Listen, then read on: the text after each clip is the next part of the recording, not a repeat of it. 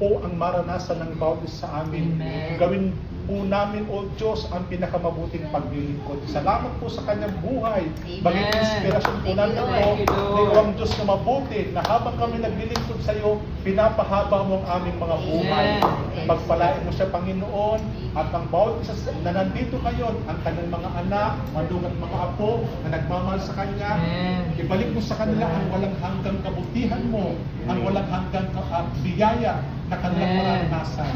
Salamat po, Panginoon, maging ang mga biyayang aming tatanggapin, pagpalain maging kalusugan, kalakasan ng aming katawang lupa. Ito po ang aming dalangin sa matamis na Panginoon Jesus. Amen. Happy birthday. Happy birthday to you. Happy birthday to you. Happy birthday. Happy birthday. Happy birthday to you. Praise the Lord. Happy birthday. Ano wish yun, Nanay Lisa? Ano wish niyo?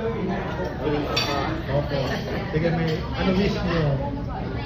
Ang wish ko ay habang binibigyan pa ako ng Diyos ng lakas, nakalakad.